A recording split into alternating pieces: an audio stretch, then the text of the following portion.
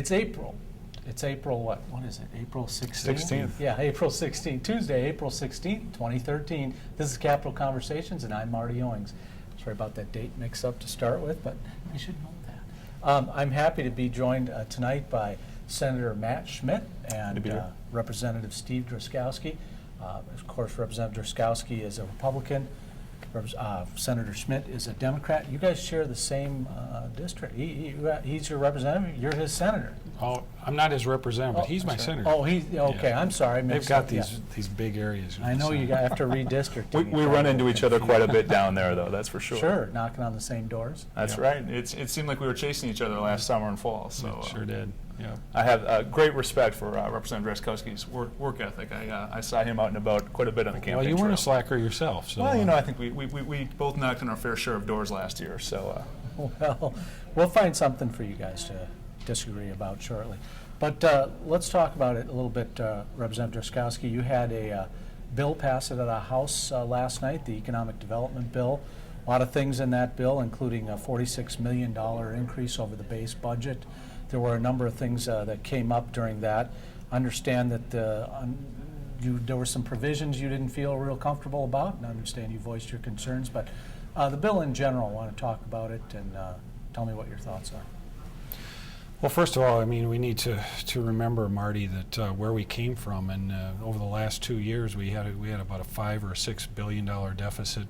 We solved that by working to bring government, at least very largely, in the direction of living within our means, and we saw 4 successive budget forecasts come back with significant surpluses that allowed us to fill a once empty budget reserve, to pay off 2 biennial worth of education shifts from both Democrats and Republicans, pay out almost all of it off. I mean, we're almost completely paid off. And as you look at the long term of where we're at now, our deficit went from $5.2 billion down to significantly under $1 billion now, very manageable in the forecast, in the whole picture of things.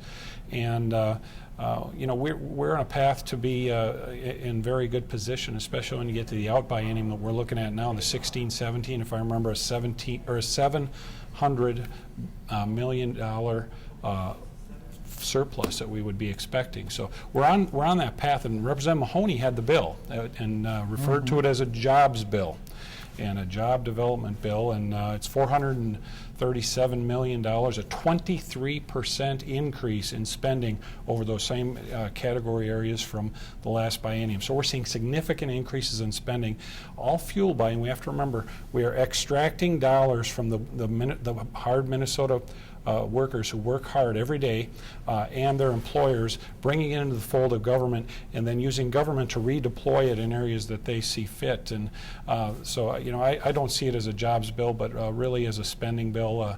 And as we get into the bill further, I know last night I referred to it as the Wisconsin Job Relocation Bill. Yeah, we'll talk a little bit more about that, but Senator Schmit, you characterize it in a similar light. I mean, are you aware of the bill that was passed out? It's got a companion bill. Right. The state Senate's just starting to get to our omnibus bills and in dealing with agency funding. But I think Representative Drazkowski and I will agree on a number of issues, particularly probably the fact that we love southeastern Minnesota. I think it's the best part in the state. Very pretty down there. When I ran for office, and one of the big things was just getting Minnesota back on track, and part of that is striving towards structural budget balance. Mm-hmm. And the numbers that we were looking at coming into this session were staggering budget deficits. Actually, you have $1 billion of a deficit, another $1 billion in a school shift that hasn't been paid back, and then approximately another $1 billion in inflation costs. And when you take the inflation into account, you're looking at a $3 billion hole in the budget that was sitting there for us to deal with.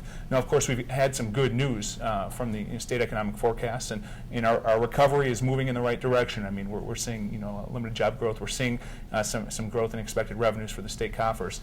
It's slow, but it's moving in the right direction.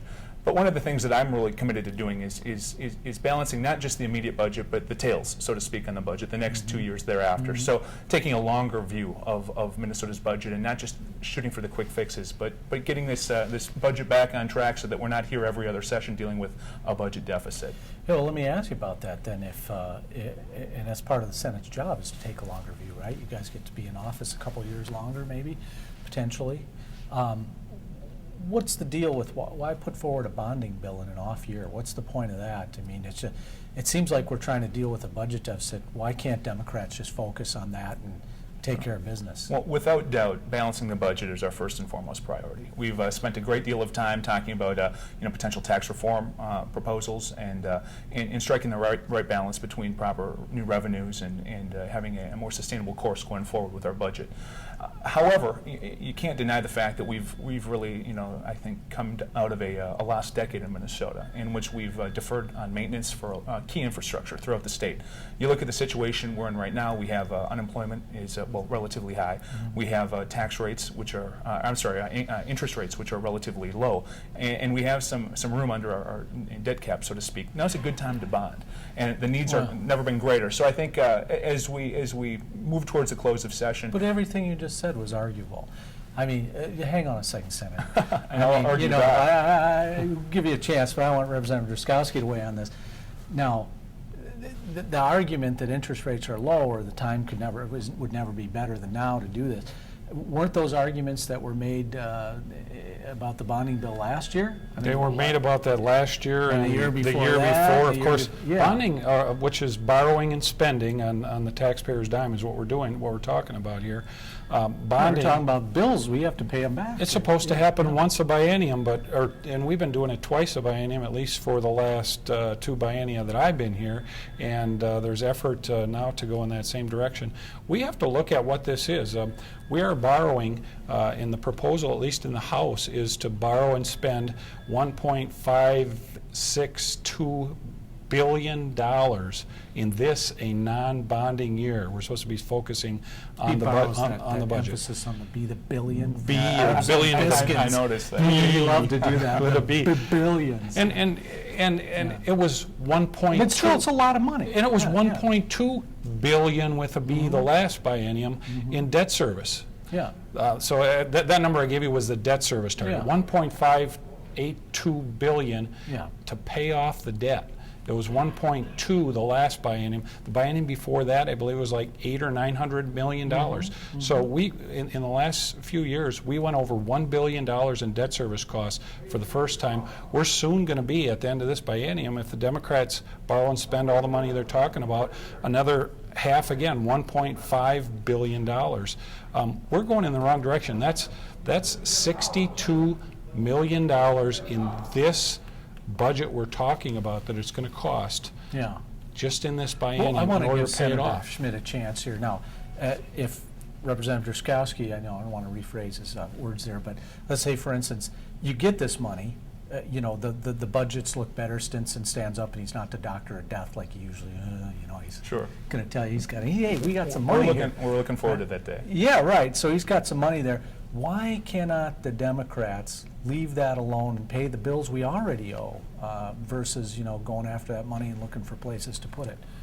That's an assertion. So that's your question. Yeah. I think for the last 10 years, we've been seeing a continuation of one budget after the next that really takes a myopic view. Get out of this session, do the bare minimum. Short term, kick the can, sort of? Kick the can forward. And I think after multiple sessions of doing that, a decade of doing that, the costs really add up. And I think in Minnesota you see a decade of deferred maintenance, you see a lack of investment, you see us moving in the wrong direction in a number of key areas, whether it's human capital investments, education, key infrastructure. Yeah. That catches up with the state. And I love Minnesota. I think this is the best state in the best country in the history of the world. But we can't take our eye off the ball. We've got to make sure that we keep making those key investments. And I think, moving forward, it's always a balance between, what's responsible, where the needs are at, and what you're capable of doing. And I think we want to strike that right balance. We want to thread that needle this year. And as I had mentioned earlier, our primary focus this year is on balancing the budget, looking at the big picture over the long term. But I think if there are opportunities to address needs in critical infrastructure through a bonding bill, I'm open to having that conversation. So I think that's where we leave things today, and the next 5 weeks will be telling in terms of what we're able to put together. 5 weeks left, Representative Drazkowski. What do you expect to get accomplished? The Democrats cannot help themselves in this environment. We're seeing it in each of the spending bills. We're seeing it in the tax bill. The tax bill in the House was just unveiled. In that tax bill is a $2.65 billion increase in taxes on Minnesotans. Increases on income, increases on cigarettes go to $2.83 a pack in terms of the tax amount. Beer tax times 5 or 6 or 9, depending on which beer tax you're looking at. Those are the types of things we're looking at. And in terms of a bonding bill, you know, the senator will get through one of these sessions, but I've seen it, and these end up being the ugliest things you will see in terms of a process, because everybody wants to put something in there for their district, whether it has merit or not. The proposal in the bonding bill that I saw from the governor was for 3% of it to be for bridges. 3%. Last year, when we were in control, it was like 5% for roads and bridges. It's outrageous. And then they'll come with, there's 3 different civic centers in there, Rochester, Mankato, and St. Cloud, all competing against each other. And we're going to build all 3 of them, and probably all 3 of them are losing money. Certainly they are in Rochester at a rate of about $800,000 or $900,000 a year. So we're going to build them a bigger one. Sure. Snowmaking equipment at Giants Ridge, the cherry on the spoon and the architecture stuff, more trails. These are the things that will get loaded down with. That's why it's problematic. But you know, if it was just, to the Democrats, you kind of cherry pick some of the if it was limited to things that were critical and statewide importance to Minnesota, I think there'd be a lot more support for this process. And you know, year in and year out, it's so easy to look at a bonding bill and say this is something that's objectionable or this is something that's not a priority. But I think if you look at the thrust behind the bill and what the major investments are, you're looking at key infrastructure, of priorities, of areas of deferred maintenance over a decade or more. And I think that there's a commitment to being smart, to investing in targeted priorities. And you know, I'm pretty confident that at the end of the day, if we have a bonding bill in the 2013 session, it's going to be focused on priorities and projects that are going to have a big return on investment for Minnesota. Well, let me ask you this, Senator. You've got that to deal with, but then you know, you look at the your core bread and butter thing: bridges, roads, you know, whatever it is that we come to rely on for infrastructure. But then the legislature is also interested in helping out billionaire sports franchise owners and things like that. I'm not trying to editorialize. I'm just saying those things come up. Sure. Let's turn our attention a little bit to that. It sounds like the electronic poll tabs thing didn't work out. I think both Democrats and, in fairness, Republicans predicted that might not generate the revenue needed. I know we heard from both last session regarding that. Where do you go from here? What Racino, I guess that's been on and off the table. We're going to change electronic poll tabs a little bit. What sorts of things are you going to do there? And is it important to you, as a senator representing Red Wing in your district down there in southern Minnesota, to help these guys out, that come hand in hand to the legislature, and they, by the way, they pull up in limos? Let me tell you what, we've got to deal with this once and for all and move past it. And I think in the last several years we've had a number of sports facilities that have come before the legislature. I wasn't here for any of that, but I think that we've got to put that period of investment behind us. We've got to tie a bow around that Vikings project and fund it in a way that's responsible and move on. And I think that there will be some work done on that. I think there's a interest in moving beyond the Viking Stadium because it's going forward. So let's make sure that the funding stream is responsible and we move forward. And I think we have so many needs in Minnesota in so many areas of deferred maintenance, and we've got to start focusing on those. And I think there's down in my neck of the woods, there's I think a great project with the Destination Medical Center. Rochester is a great community, and Mayo Clinic. Sounds like you guys scaled that back. Mayo Clinic is for so many folks in the country and throughout the world, we're known for the Mayo Clinic, and I think that this is an opportunity for us to really invest in a proven asset in southeastern Minnesota, and I think there's an opportunity for us to get this right. And I think Mayo's request and Rochester's request really speaks to a track record in Minnesota of not keeping up with public infrastructure investments. That's what they're asking Minnesota to do. Show us that you're going to keep up in public investment infrastructure, and we'll leverage that for over $5 billion, if I could emphasize the B in $1 billion in private and local investments. Estimates, right? It's like the jobs bill. They call it a jobs bill. Say, well, okay, there's 27,000 jobs in there. we haven't been able to scientifically quantify Sure. one job. Sure. It's hard. Politicians easy Well, to get up and say that, but where are the jobs? And I'll tell you, it's not just politicians. I mean, that's just Yeah. the realm of public policy. You're Yeah. dealing with economics and forecasting and predictions, and that's just the way I guess. Well, at some point, somebody has to have we a do job. this and we make right? decisions. Well, I think at the end of the day, this I is. don't want to. I this don't want to is- simplify it too much. Yeah. I mean, this is the sort of a smart investment, a pay-as-you-go approach that I think really can be valuable for Minnesota moving forward. So I hope that that's given some Fair time enough. in the weeks ahead. Fair enough. Representative Drazkowski, some of your colleagues have said, you know what, we'll put construction on hold, by gosh. No, we're not building it until we figure out a responsible, as you said, Senator Schmit, responsible funding mechanism on this Vikings stadium going forward. Where do you stand on the issue?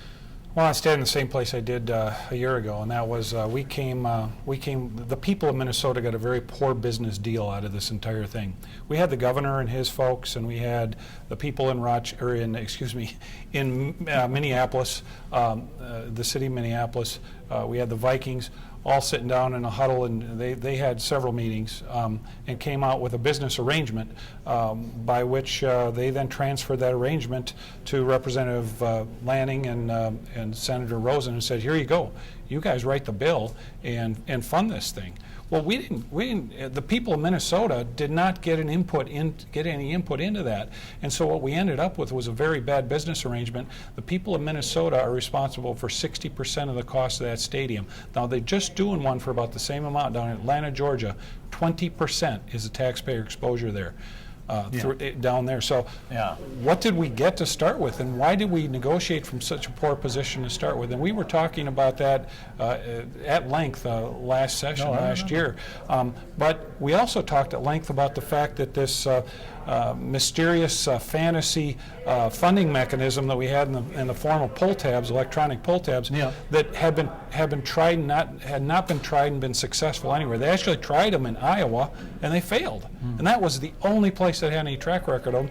And suddenly we were going to just take for granted the numbers that were given to us by the industry, where they said, you know what, if basically you needed to triple the amount of gross revenue in these charitable gambling organizations, in each of them throughout the state, by going from paper pull tab to electronic pull tab. You need to triple that gross revenue in order to make this funding model work. So not only did we get a bad business deal because we did not have the people of Minnesota involved, we should have the legislature involved in that, but we had a bad funding mechanism based on it was terrible. So where we go from here, I like the bills that some of the members of the House have brought forward and said, you know what, we're going to fund as much as this funding mechanism will provide, and that's the amount of bonds that we'll let for this thing.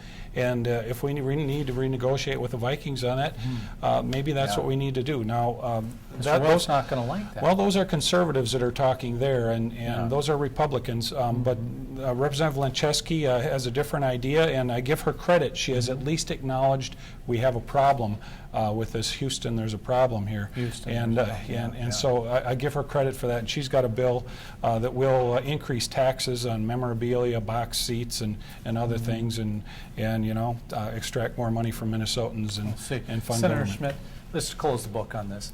Does it make sense when we have something like the I-35 bridge collapse? I'm not trying. This is going to box you. Never mind. It's just not. It's not. I would just it's like not to, fair. Go ahead. I'd just like to say here's another area where Representative Drazkowski and I agree. I think last session that process of arriving at the stadium deal was deeply flawed, and here we are left, kind of holding the bag, and we've got to fix it this year. We don't want this to linger on into the future. So. Did that give you an opportunity to think of your next question? Yeah, no, I'm good. I just didn't want to, it's not fair. It's just, we get so much, feedback. Sure. It's like, well, what are you guys doing up there, And so I just try to offer you a chance to explain it to the public, even though, maybe you want to blame it on Murphy. He wasn't here. No, I'm just. I'm not going to blame anything on anybody. I think we're looking Senator forward. Murphy, I'll apologize to Senator Murphy. I'll have to tell him you're giving him a hard time here. He would appreciate that. One of the things that came up, I was interested, always fun to watch you in action on the floor, Representative Drazkowski. Love you or hate you, you've always got something to say out there. So let me ask you, what happened on this? This barber pole deal, and why the heck was that slipped into this bill last night? I tried to ask Representative Mahoney that this economic development, Department of Economic Development, Commerce, and We really housing passing subsidy bills bill is about, what it was. You know, barber poles. now. Yeah, so there's a provision in the bill that says, you know, Marty, if you want to have something that looks like a barber pole at your house, there's a prohibition in there. I still didn't find out what the consequences are, Marty, if you erect that cylinder that happens to have red and white swirling around it going up. But here again, we have government, and that's throughout this bill too, inserting itself, creating more regulations, more tax liabilities on taxpayers. There are $29 million of additional fees in the bill, in addition to the additional general fund spending that was in the bill. So, but this was one of the policy items that kind of caught my eye. Maybe I saw the red and white swirling in the bill. I don't know. Well, Senator Schmit, let's talk a little bit about some of the other things that have gone on this week. We've got, or that are going on right now. There's legislation about same-sex marriage on the table, and I understand that you know, the Senate's got some ideas around that. What are your thoughts on that? What is your district? What are you hearing from? Well, you know, again, our focus here is balancing the budget, making investments in key infrastructure and in human capital, and that's what we've spent a lot of our time doing so far. I know there's a lot of, I guess, strong opinions on the marriage question, and I encourage my members to be open-minded on the subject. I think that we've seen public opinion change a lot in recent years. But at the end of the day, my focus really lies in kind of the bread and butter issues here, and making key investments and making Minnesota work again and getting us back on track. So, you know, the bill may come up in the next several weeks of session, but I think right now we're looking at processing our funding bills and moving into conference committees. That was a pretty sweet pivot, but I was looking for you to say where you stood on the Sure. on the issue. You know, like I say, I encourage my colleagues to keep an open mind on this, and I'm listening to my constituents who I serve, and you know, I'd encourage them to contact me Are if your they have any mind strong. not made up yet? You know, open-minded is really how I'm looking at it. So I'd like to hear more. Fair enough. Representative Drazkowski, no social issues. Remember the Democrats You took got you there to before I task for did, those Marty. Yeah, yesterday. I was headed right there. Okay, well, you know, go ahead. I mean, the first thing out of the chute that was discussed, or one of the first things in this legislature, was that the same people who went around Minnesota telling Minnesotans during the marriage amendment discussion last year and said, you know what, if you don't vote for this amendment, everything will stay the way it is. Those very same people came here then immediately after the amendment failed and came and said, you know what, we want to make Minnesota a gay marriage state. And that is so disappointing that we have people throughout Minnesota, I think, have been betrayed by those groups that went out there and said that, and now are coming forward to really attack an institution that's been around for thousands of years. Well, yeah, they might characterize it different than an attack. They might say they're defense, you know, they're in defense. But again, you know, it depends on how you look at it. Now, last question for you guys. Some things came up about this secrecy around tax breaks for a biotech firm or a potential biotech firm. The governor won't say. He says it might upset the negotiations. Lawmakers aren't talking. Or here's the deal: those that talk don't know, and those that know ain't talking. So, tell me what's going on, you two. What's up with this biotech deal? You know, I would probably be in the former in terms of being a freshman legislator on this They're issue. not letting you in the meetings? On this issue, I haven't heard the details, so I okay. guess I'm waiting to see what we're talking about here. Fair enough. I heard it for the first time, actually, Marty, today in tax committee, and the name was released in committee. I can't pull it from memory, but Well, they did mention who it yeah, was. they did mention, and it's up in the Northwest Metro. That burns. 192 jobs or something is what Yeah. they are claiming that it will bring. But basically, they want to provide a sales tax break on the cost of the facility and the renovations of the facility. Sure. The interesting thing is the backdrop of that bill in front of the tax committee was, okay, we're going to give this business a tax break so they can actually survive and make it in the oppressive business state of Minnesota. And then right next to there is $2.65 billion in additional taxes to our hardworking Minnesotans and their employers. it just didn't wash very well. So Senator Schmit, he's laser focused Now on listen that. to this. Yeah, I handed, That's the story. Representative Drazkowski has a knack for staying on message. So Yes, he that's a does. compliment. But I think Yeah. I think with the tax discussion, you really have to take into consideration that in Minnesota's business climate, inputs matter. In investing Yeah. in human capital, making sure that we've got world-class schools, that we have infrastructure in place that it meets the needs of the 21st century. Attracts employers. Those are important things. In my consulting work, I reach out and work with a lot of employers and businesses, large and small, in Minnesota, Yep. and they'll say, this is a great place to do business for those reasons. We've got good infrastructure generally, and we have great human capital, highly productive workforce, dedicated, talented labor pool. These are sorts of things that we want to make sure that we double down on and invest in the years ahead. Now, I'm sensitive, just like anybody else is, to implications of tax policy changes. Yeah. And we want to make sure that we strike that sweet spot, that we're not, pursuing onerous tax policy, that we're not driving anybody out of the state. But on the flip side, you got to realize that for our taxes, we get something concrete in return, and you got to make sure you strike that right balance between, the proper, tax incentives and tax policy, and also the inputs that you get for those, the human capital, the infrastructure, and the institutions like the University of Minnesota, the MnSCU system. These are all valuable state assets. They don't just happen. You've got to make the investments. Tubby Smith's saying the same thing somewhere right now. That's a different discussion. Right. Well, we got to wrap it up, guys, but I sure appreciate you coming on the Good to be program. here. It's Thank you, good Marty. to hear from you both. And as we move toward that deadline, we're not going to go overtime, right? We're good. well, I'd unless say- the Democrats argue with themselves. Yeah. I think we're planning on getting our work done on time this year. Okay. So, Well, Good job, that's good to know. hey, good to see you, Steve. All right, thanks, guys. Stay tuned. We'll be right back with, okay, hang on one second. Sorry, guys. We have a Twitter question, and we invite our guests to ask us a Twitter. Tweeting. Viewers. So we'll So our here's producer's telling us to do it fast, so go ahead. Here's the question. It's from Minnesota Beer Activists, and they want to know, do you guys support Sunday sales or the alcohol tax increase? I support Sunday sales, and I don't support any tax increases, especially, well, including beer taxes for sure. I'd be open to both. I think we haven't raised alcohol taxes in Minnesota in a very long time, but I think if you're having that conversation, you just really have to take full account of what the costs are for that. So we don't want to do anything over the top or onerous. Thanks.